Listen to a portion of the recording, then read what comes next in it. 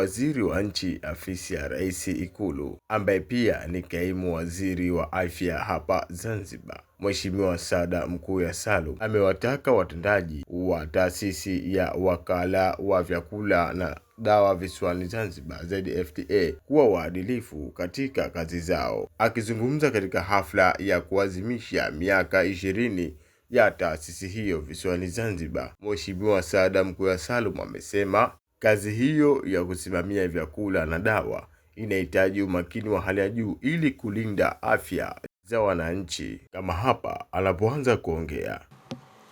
ZFDA ni taasisi muhimu.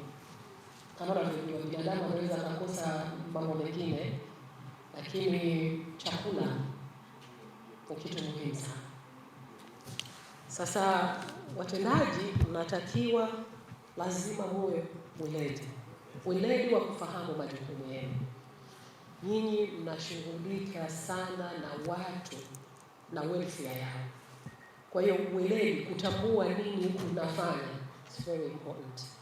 Tumeona mko maabara, mko kwa bahati na mimi nimesoma science, yani mpaka form 6 nimesoma science. Kwa hivyo I understand exactly tukiwa tunazungumza hivi. Kwa hivyo weledi na umahiri katika kujua kile kitu unachokifanya ni muhimu kwa wengine. Hilo.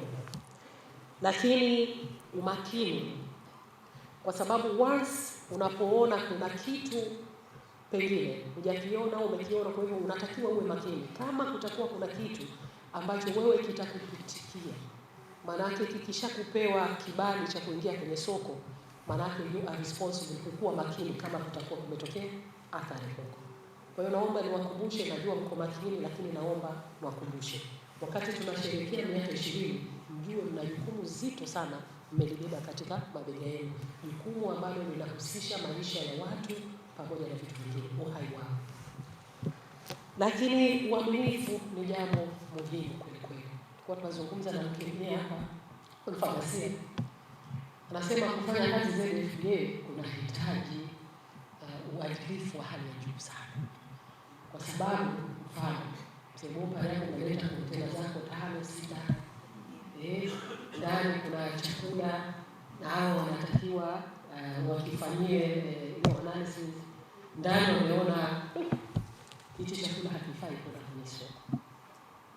Inakuwaje? Sio wewe, lakini unajua kuna watu wengine kwa sababu wanajali zaidi maslahi na biashara, anaweza kufanya yote.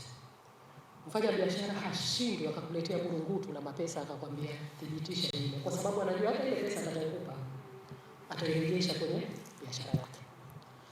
Kwa hiyo sasa wengine pengine binadamu hujawahi kuona milioni 10 kwenye, yani kwa mara moja hujawahi kuona, lakini kumbukeni, once pale utakapokuwa compromise, wewe unakuwa, ina maana ukisha kuruhusu, manake sasa umetuathiri sisi sote kwa tunatumia kile chakula. Manake sisi una jukumu umebeba na kwetu sisi sote. Kwa hiyo ni lazima uadilifu ni kitu cha msingi katika taasisi yetu ya ZFDA. Mnadili na maisha ya watu, lakini mnadili vile vile na uchumi wa wengine. Maana kama hiyo bidhaa imekuja mbovu, unatakiwa mwende mkaiharibu. Ni jambo zito na ni jambo gumu, lakini you have to do it. You have to do it. Kwa hiyo weke sana maslahi ya watu kuliko maslahi yako. Nikiripoti kutoka visiwani Zanzibar, Abdalla Balozi, Sema Africa TV.